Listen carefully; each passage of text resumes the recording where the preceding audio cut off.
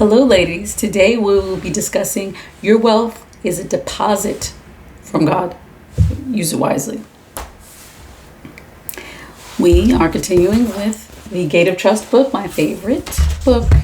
We're on page 27. This is part of the introduction, and we're reading the financial responsibility section. All right. Before we start, you'll hear the word bitachon several times. Bitachon means trust in God. All right, let's begin. Among the Torah benefits of bitachon is that the money of a person Let me start again. Among the Torah benefits of bitachon is that the money of a person who trusts in God will not disturb him from trusting in him. And neither his wealth nor his lack of it is cause for him to sin. This is because he will not rely on his money.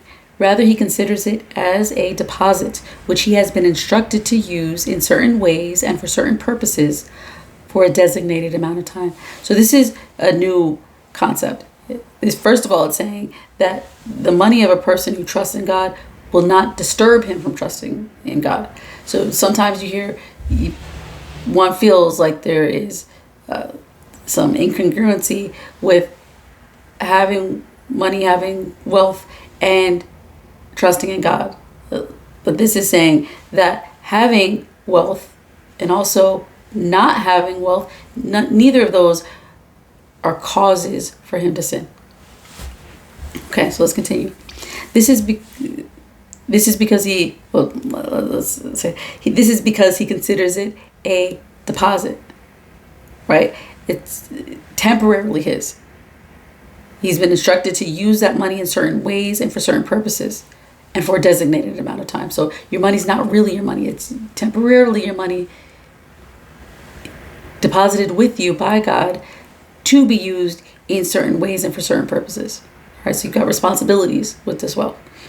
So let's continue. If his wealth continues to remain with him, he will not rebel as a result of it, nor will he remind the one whom he has been instructed to be kind to of his kindness, nor will he ask to be repaid for his kindness, nor will he be thanked or praised.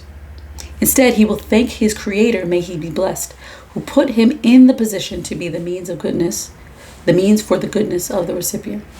All right, so it's saying if you continue to have your money, and that's not guaranteed, he will not rebel as a result of it. Right? And then it's saying that you don't remind the person you've been instructed to be kind to of his kindness, of your kindness. Right? And you don't ask that person to be thanked or praised. Instead, the person who's giving will thank the Creator. May he be blessed.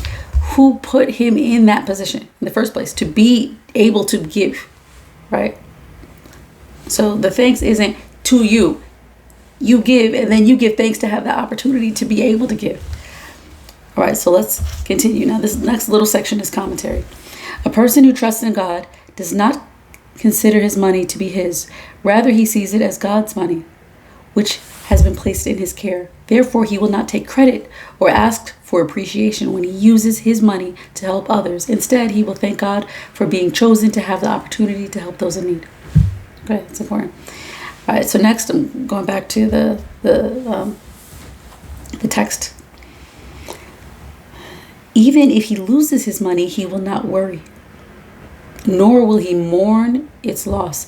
Instead, he will thank God for taking the deposit away from him, just as he thanked him when it was given to him in the first place. So this next section is difficult, right? Or could be difficult, right? He's talking about, okay, you lose your money. You had money, then you lost it. Now, it's saying you don't worry and mourn because of this. Instead, you use that as an opportunity to thank God for taking this deposit away. Right? The person had responsibilities with this deposit. You thank God for taking that deposit away, just as you thank God when it was given in the first place. So let's continue. He will rejoice with his portion will not seek that others be financially harmed, and will not be desirous of other people's money. As the wise man, King Solomon said in Proverbs 13:25, a righteous man eats to sate his appetite. So he's eating not to gorge.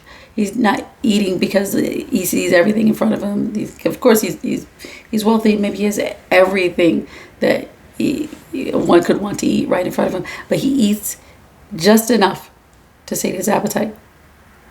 Not just everything he sees. Right? So he still exercises restraint. A wise man does.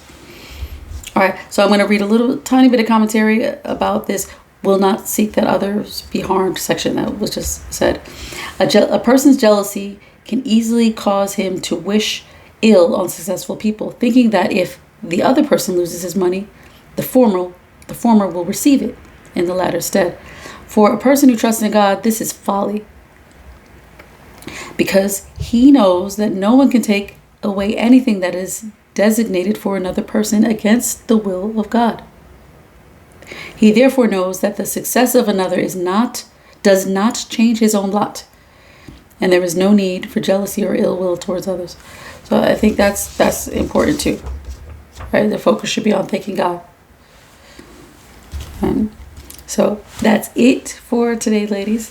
Thank you for listening, and talk to you next time.